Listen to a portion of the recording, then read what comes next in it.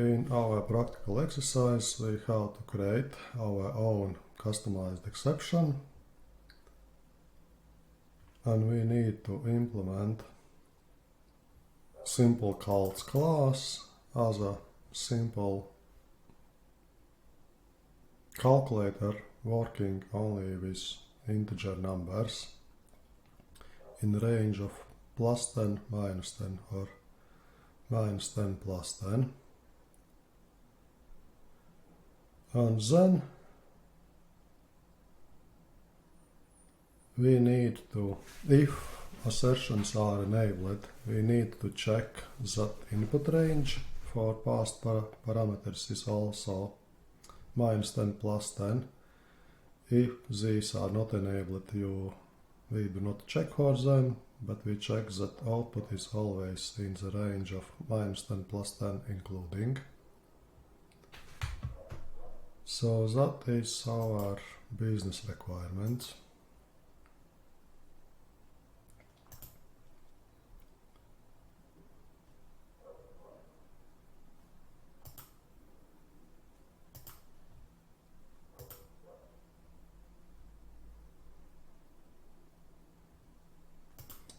So where do we start? Let's start as is required. That first we need to create simple calls exception as a subclass of exception.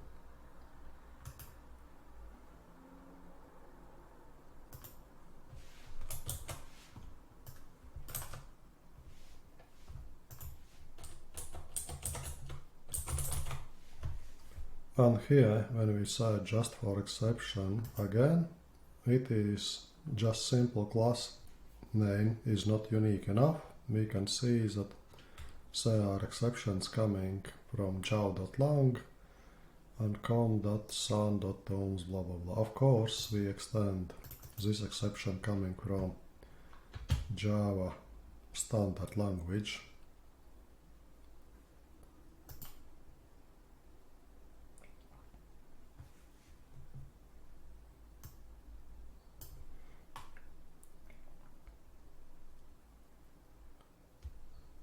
And then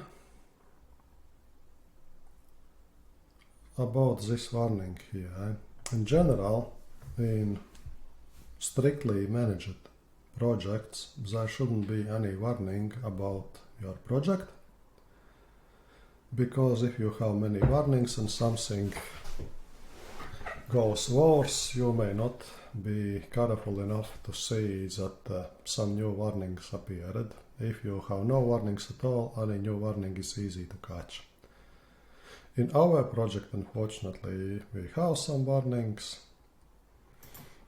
For example, most of them are unused imports, because all these imports which may be useful in this exercise are still left in this project.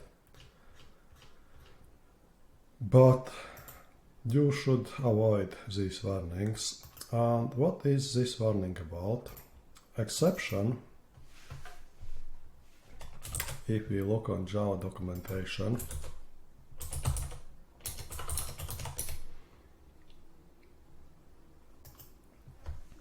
is throwable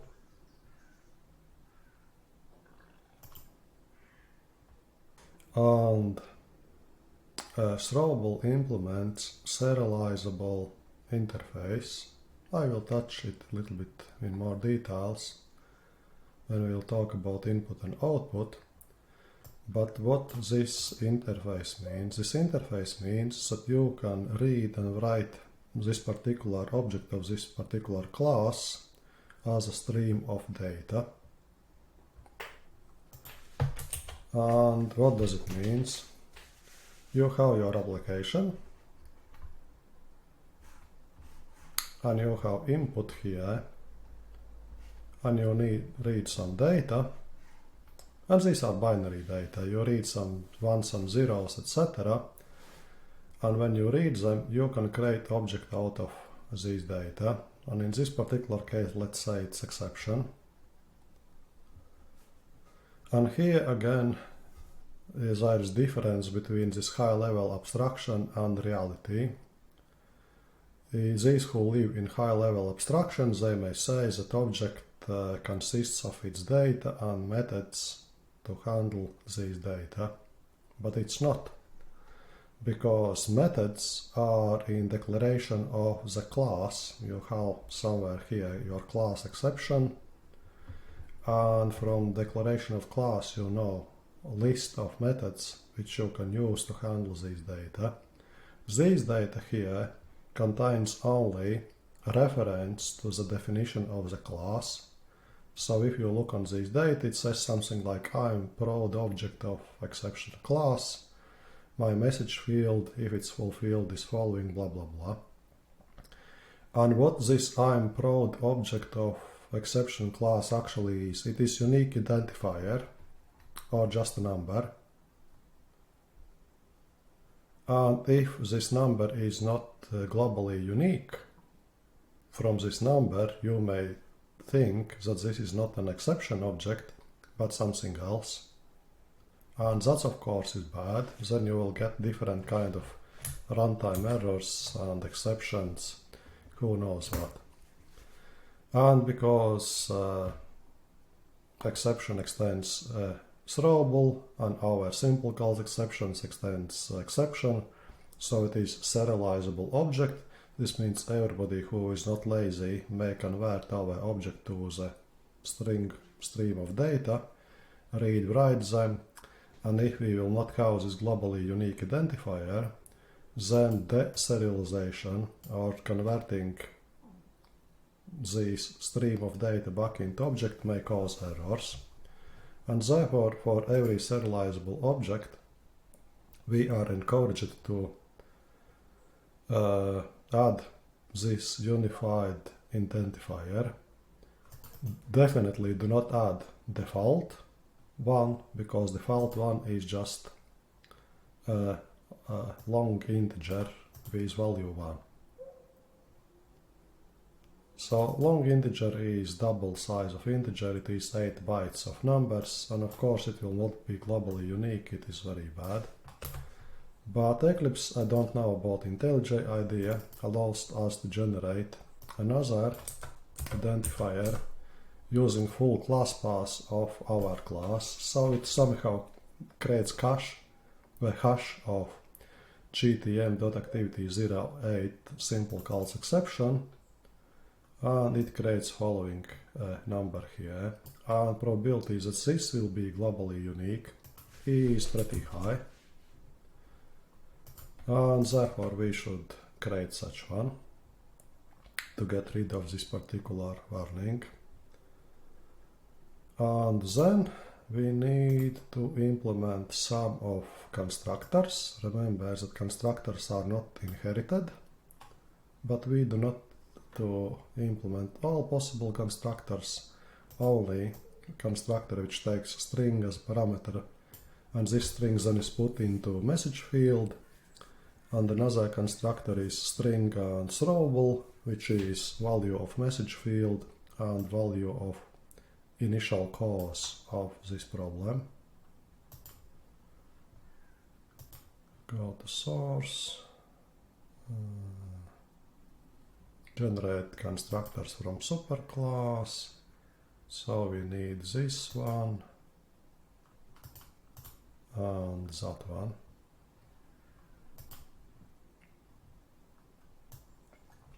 And we don't need to do any other customizations, so with this part, this I think is done. So next is to go to our simple calls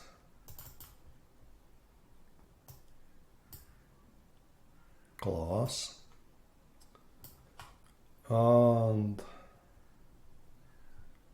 simple business scenario which we need to implement besides dealing with exceptions is for basic operations for integer types, something like A plus B here, A minus B here, A multiplied by B here, and A divided by B here. So that would be business as usual scenario without dealing with exceptions. But what we need to say here is that if it's not business as usual, we are enabled to, and we will throw simple calls exception for all of these methods. So this may throw, this may throw, this may throw, and that may throw as well. So that would be this to do done as well. Okay, I will delete them.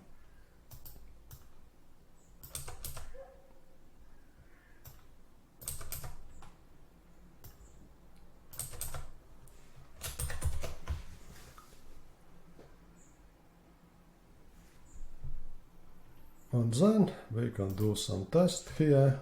Again, this is like a library. It doesn't have main method, so this means we can use our main method to do our own tests.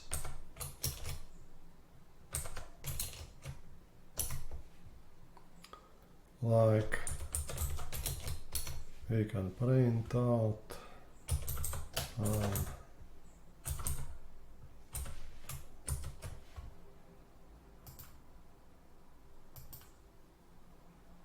and here is just another reminder that when we talk about entry point for main thread of Java application, everything which is after that, what this method can be thrown, also is considered valid point for starting your main thread. So, so far I told you that it should be public static void main, which takes array of strings as arguments, but it may also throw different kind of throwables here, and it still will be valid point.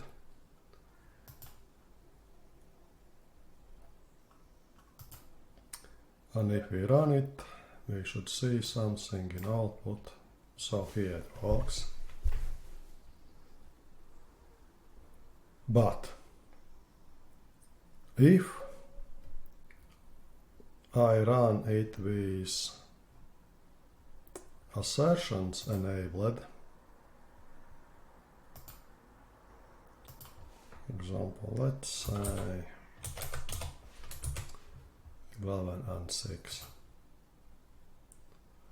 then assertion errors should be thrown. So I can do something like this: assert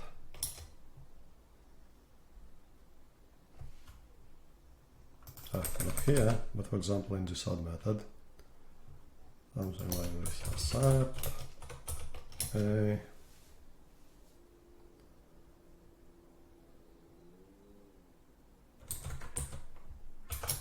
okay, here as a proof of concept I will do this.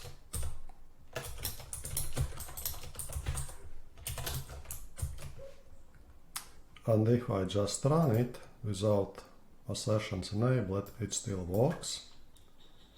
But if I change my run configuration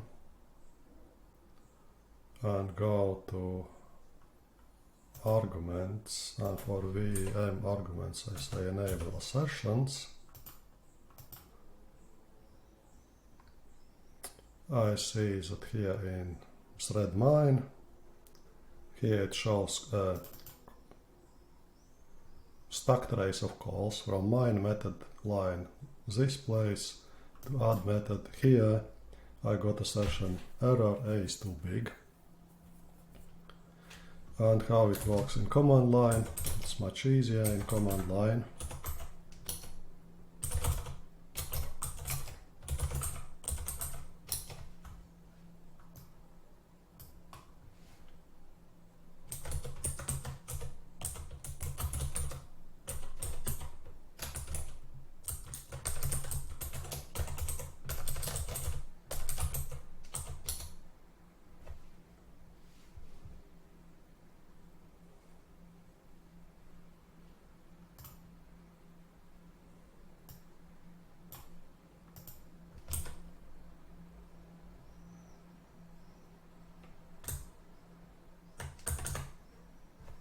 think I wrote it correctly. Simple calls activity 8. Yeah, when you work in testing business, one of important thing is that you will regularly have similar but different environments. And here I have similar but two different projects, U00 and U00-1. How to be very careful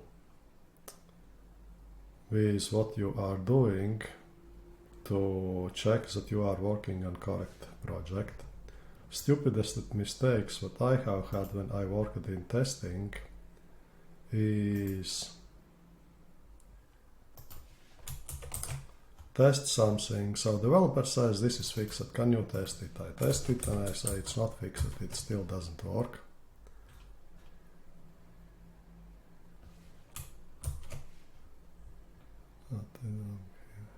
We don't have this exception here. And so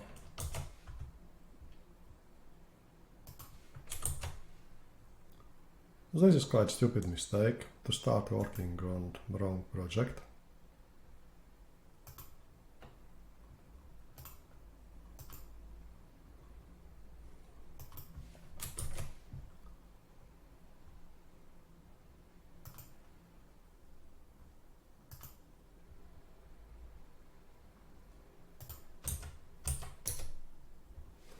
So, and in command line, you add these enable sessions, and then the sessions are enabled. And if you disable them, which is default, then it works in the following way. So that's about assertions in general. But when we look into detailed business requirements, we see that the range of input parameters when assertions are enabled have to be checked similarly for all these 4 operations, and therefore doing them 4 times in 4 different methods of course doesn't make any sense. And therefore here we have hint that we could do it a little bit differently, that before we start actual calculation we just validate inputs for all these 4 operations, because this validation is the same or at least similar for all these 4 methods.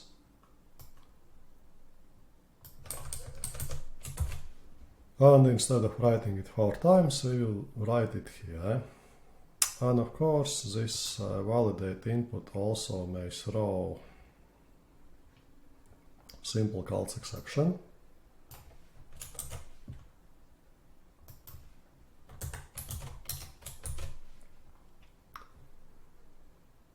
And then we need to, so this to do is done. We need to validate for following conditions. And again here, always remember that when you convert business requirements into your code, you should do it with least possible effort, with most automated effort, because otherwise probability is that you will introduce different kind of errors when you will lose your attention is very high. And therefore I just copy paste these requirements what I need to do from this documentation, and of course if it's somewhere in Microsoft Word or Excel spreadsheet you copy paste from there. And you see here that we need to throw assertion, actually we need to throw simple calls exception if I want to be precise, which shows as initial cause for this simple calls exception assertion error when this case is true. So problem here is following: if this is true, create assertion error, wrap it inside simple calls exception and throw it. But assert keyword works in complete opposite. It throws this assertion error if something is not true, and here converting, for example, a is below -10, so we need to throw some kind of error. So here is asses of numbers, somewhere here is 0, somewhere here is -10, somewhere here is +10, and if a is here excluding 10, we need to get this error. And if we would do this with assert as is, we need to check following, opposite one, but starting from here we need to throw different error. So our opposite one would be something like a is large A equals -10 and a is smaller equal +10, and I don't know about this because this is different kind of error. So if you are good at Boolean logic, you can do it by yourself, just as another how it's called, thinking puzzle, but I don't try to do this, and therefore it's much easier to do something like this. If okay, and then we also need to think how can we write it. So everything here will be if some condition, and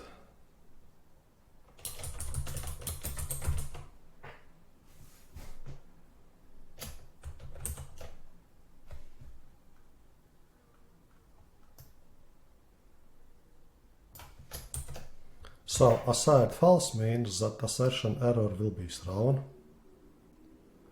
So, and if this condition is true, we assert false, and because this means that we will get this assertion error because this condition is not true, and we will get this particular message.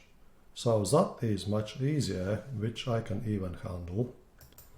And somewhere here, let's say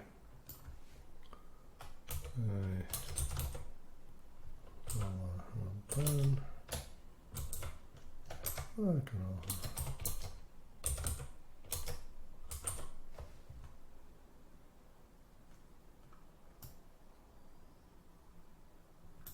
so that will be my template, and now I will just update. In this case I just need a smaller than 10.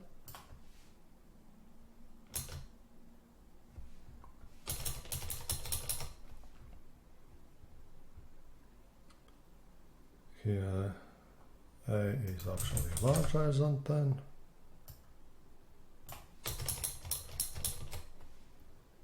Here it is b.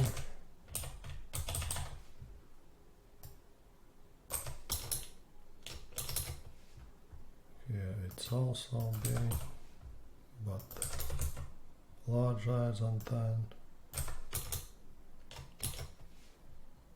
A smaller than and b smaller than -10.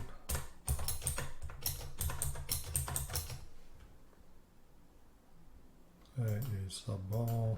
Oh, and this is minus. Sorry.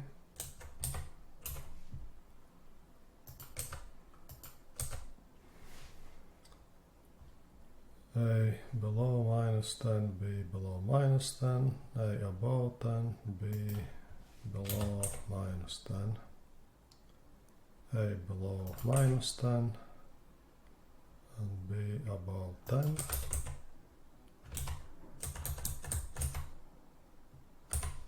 And A above 10, and B above 10.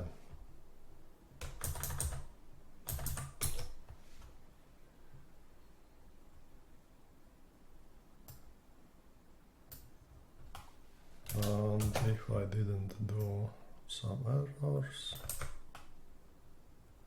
that's it about these things. And now what will happen is that I will throw assertion errors which I am not allowed to do.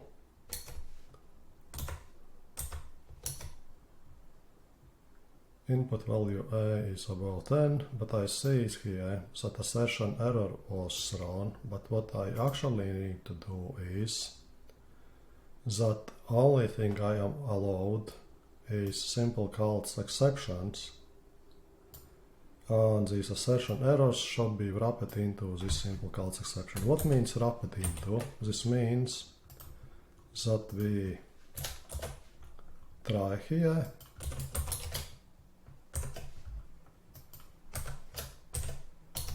catch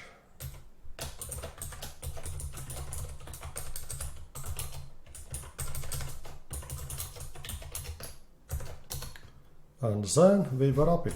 And what means wrap? Throw new simple calls exception. I don't know about message here, but I know that cause should be this one.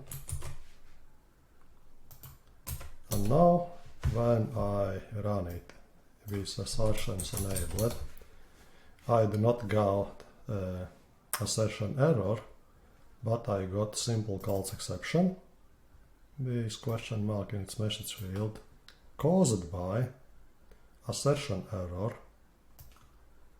And this is one step of these recolored elephants, so I recolored assertion error into simple calls exception, what I am allowed to throw. And when this is done, we may be brave and we can run some unit tests.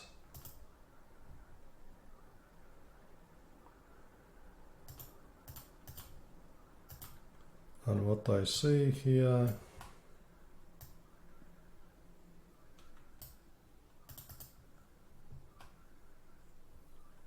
that wrong simple calls exception message, expected assertion error got question mark, so that's what is actually required for this question mark.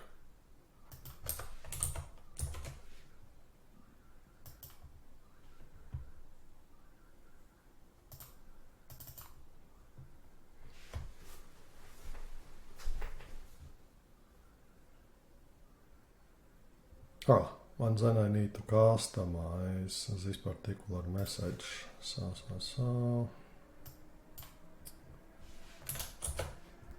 this should be actual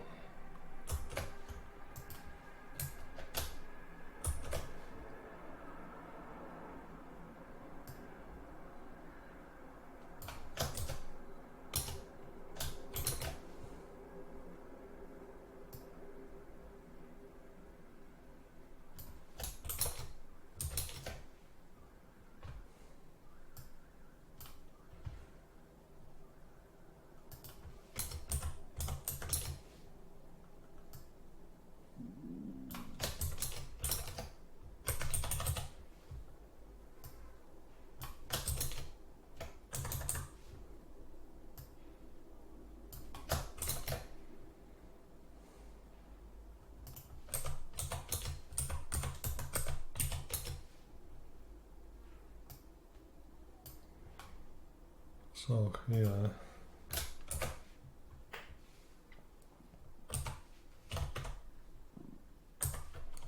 should be A, B, A. Here it should be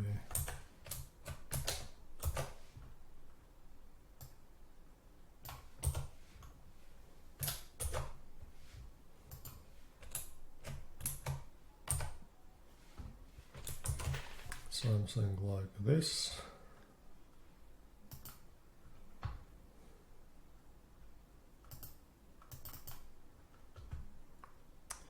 And now I have different kind of problem.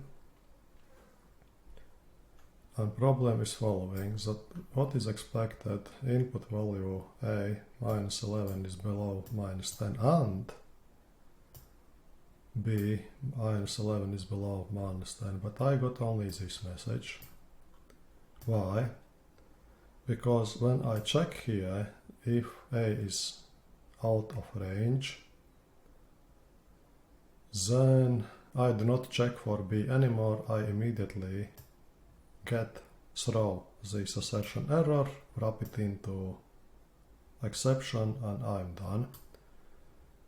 And what we can do, here we could add additional possibility like and B is inside the range, like B is larger equals minus 10 and B is smaller equal plus 10 for all of these things. But again, I don't like it because then I need to add much more Java code besides these business requirements. And what I can do instead of that is following, that I will change this Java code a little bit differently than my business requirements were, and this is like this. First, I will check both past parameters together, and if neither of this will be true, this means only one of these parameters may be wrong after that. And that means after that I don't need to check that this other parameter is in range, because if this was not in range, it would be catched first here, or this statement would be held here for these other statements. So I have refactored a little bit my business requirements into code, but I think this is much less effort than adding these additional statements here to check that, for example, B here is in range and A here is in range. And now when I try to run it, it's happening here.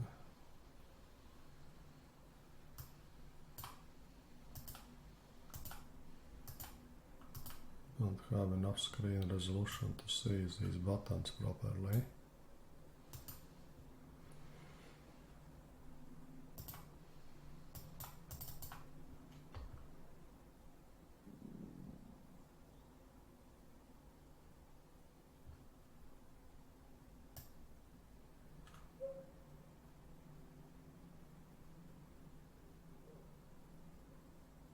Something is wrong with my logic.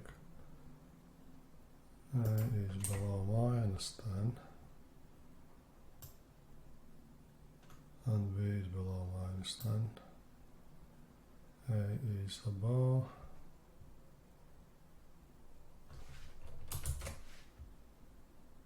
below, above, above.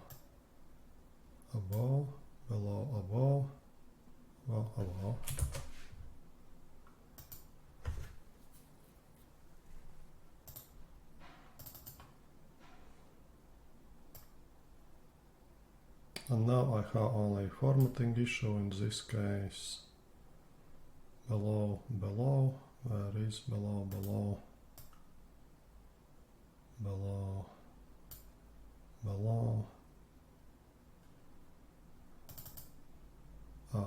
space is needed here. Probably here should be space here, and here should be space, and here should be space as well.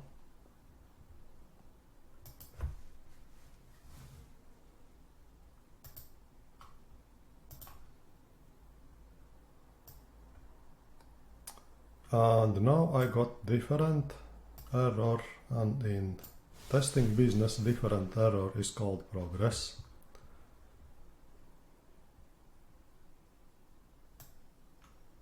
Because now we have problem that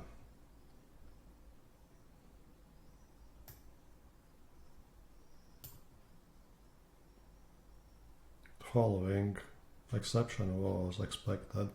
With that I assume that this part is done, and when it is done I can now try to format this Java code properly, so this pattern now is a little bit harder to see, but at least now it's properly formatted Java code.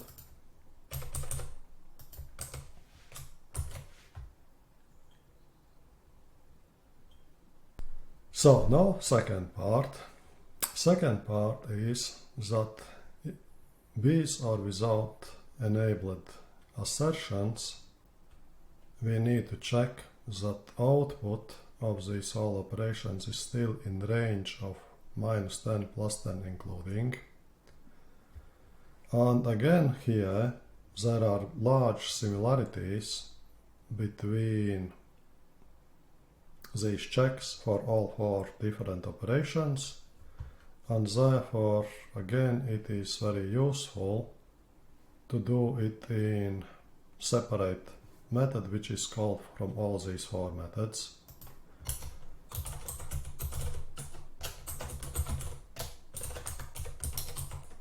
And some kind of operation, let's say plus here.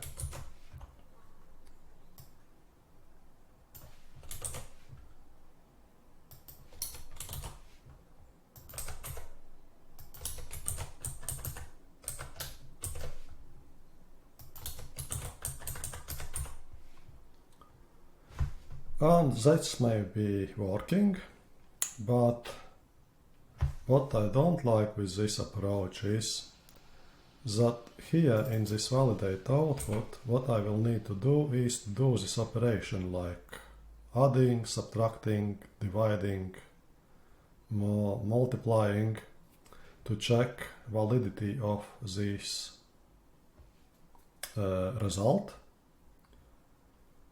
And then I throw exception if it's out of range, and then I recalculate it again just to return.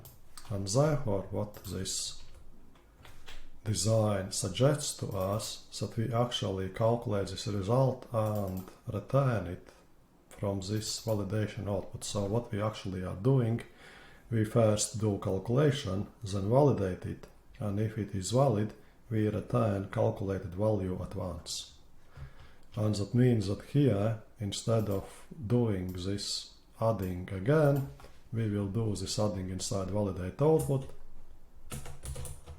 and we'll just return this result. Because redoing the same operation twice is just quite stupid. Especially if you are not careful enough and one time you calculate this output in one way and in other place in different way,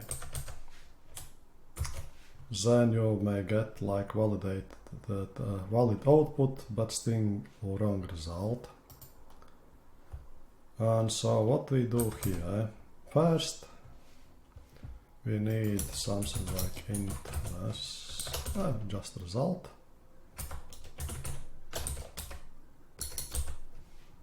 And I never bothered to remember Java switch syntax.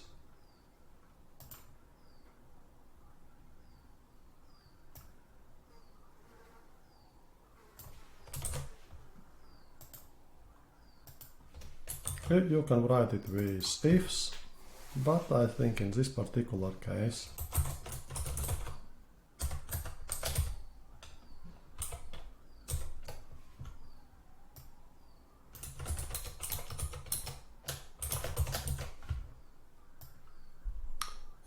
switch in Java is not exclusive. These cases are still continued to check for them, and to make things a little bit faster, of course they will not be passing,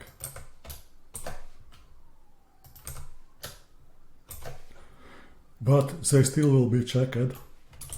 And therefore we add break statement. That means do not check for other cases after that anymore.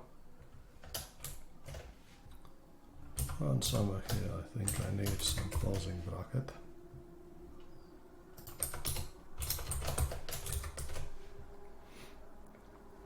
So we do calculate our result,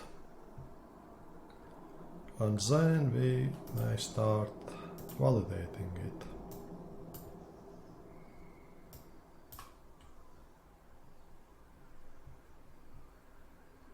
So from one point this is simpler, because we need to check only one single output.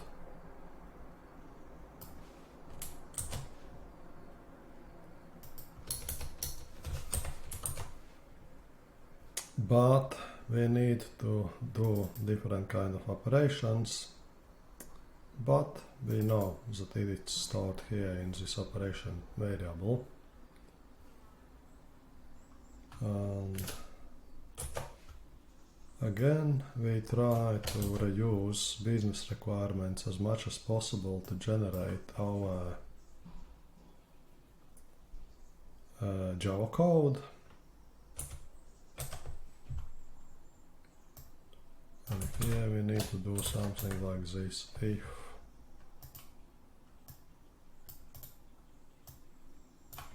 result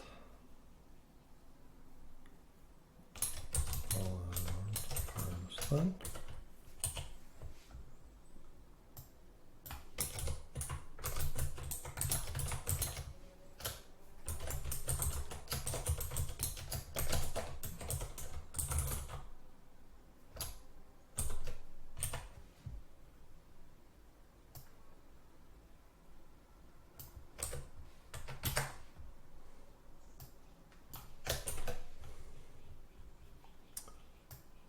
so that would be my template, but actually here is larger than 10, and here is smaller than -10.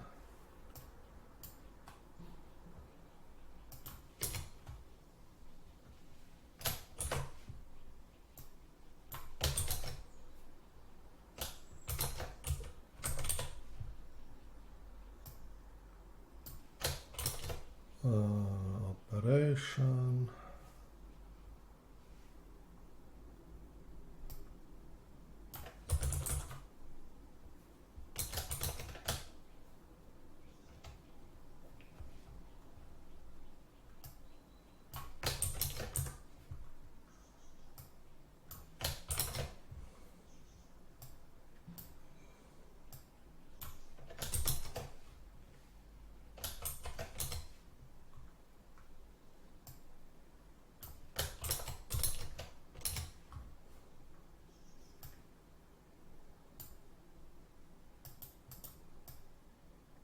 So my actual variables are a little bit named a little bit differently. And something is wrong with syntax here. I don't see where exactly. So this looks okay to me.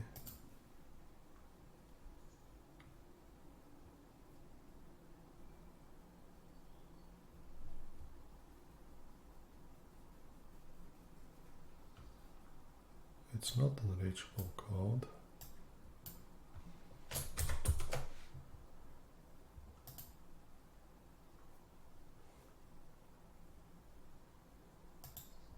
Ah, yeah.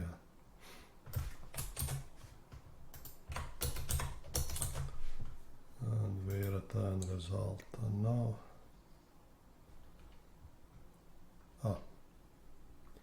and here we allow to throw simple calls exception, something like this.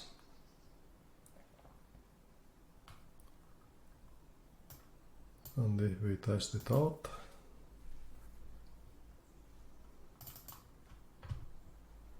so here we need to make it nice with spaces around operation.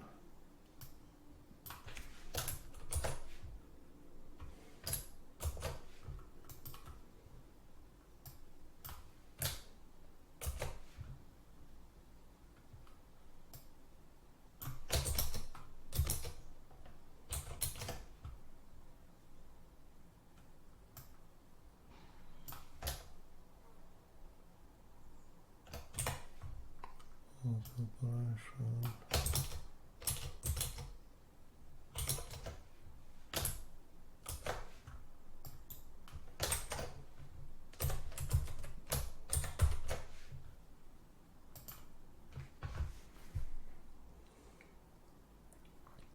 And this now almost works.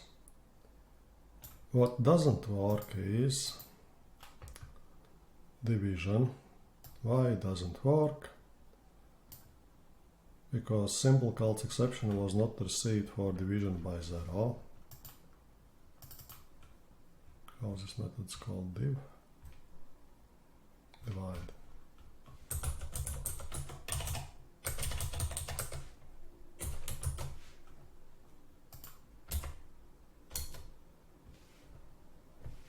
Because if we divide by 0, we get Java-long arithmetic exception, and arithmetic exception again is outside of valid scope or agreement of our simple calculator. And what can we do?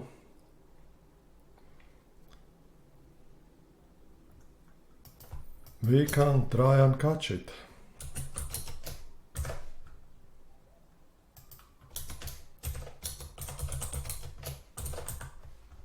If we know that this is arithmetic exception, we can catch for arithmetic exception, or we can catch for any exception. Not so important.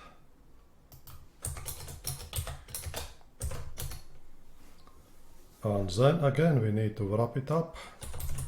We create our simple calls exception.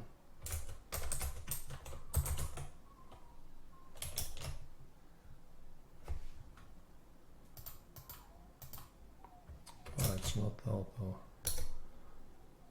I don't know about message, but I know that the cause should be this arithmetic exception. Something like this. And then we have wrapped up different exception in our simple calls exception. And wrapping up in reality in virtual memory means object which refers to another object.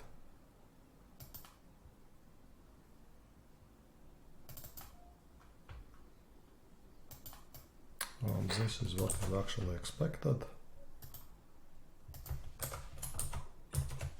As you can see, when you have just comparison failures, these are quite easy to fix. And now it even works. Now a little bit about defensive programming. So here my JUnit tests passes, so I can consider it complete. But I might still get unneeded exceptions in some other errors.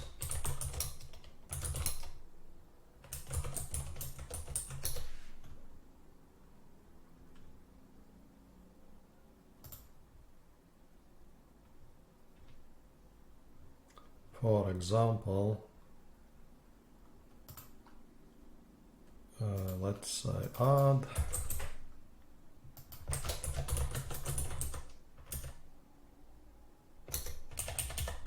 See what happens if I already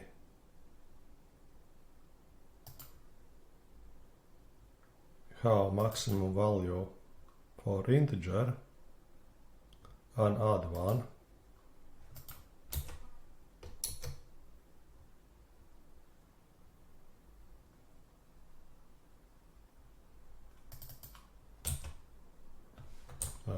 Do not enable assertions.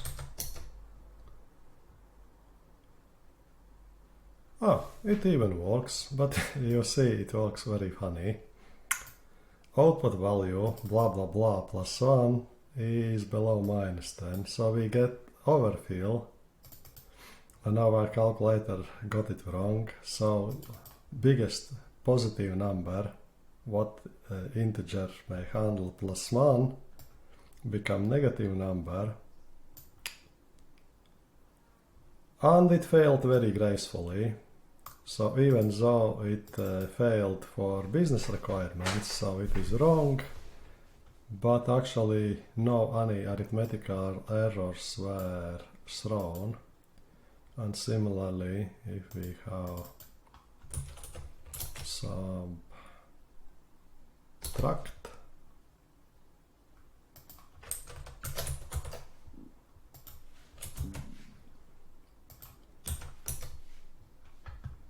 and minus this biggest number, minus 1, is this large positive number, but it is about 10 and we still get proper simple calls exception here. And that means maybe it's okay.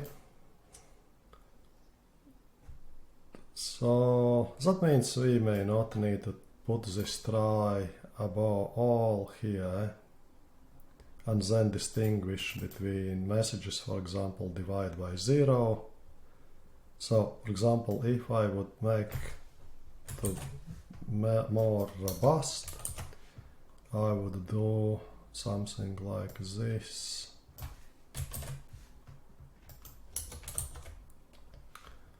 But then I would need to check, is this arithmetic exception division by 0, something like this, if get message, I do not know.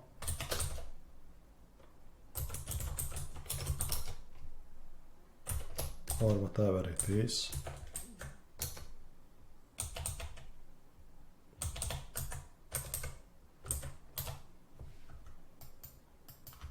Only then I can throw division by 0, otherwise I need to throw something else.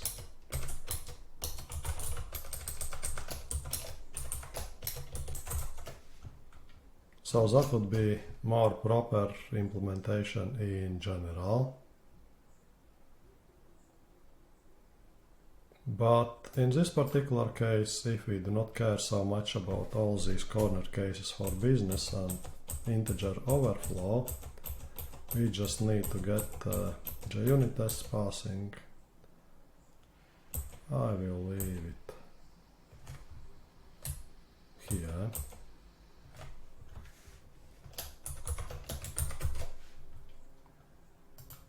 So it works in this case. It doesn't work that it will always report properly about corner cases or edge cases when we are around minimum maximum values for these integers.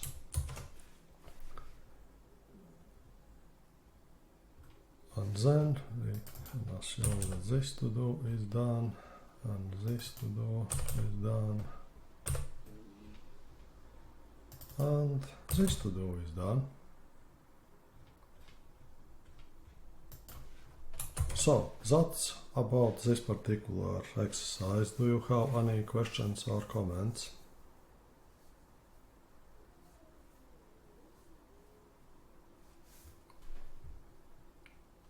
We can delete this one when our testing was finished.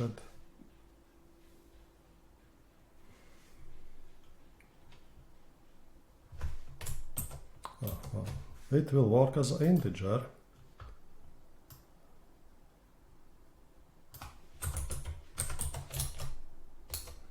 If you divide 3 by 2, I think you will get 1, because it's rounded up. to just integer. And it works as expected. This is integer arithmetics. And if you will divide 2 by 3, I think we will get 0, because it's rounded up. 1/3 is rounded up to 0, so that's how it works.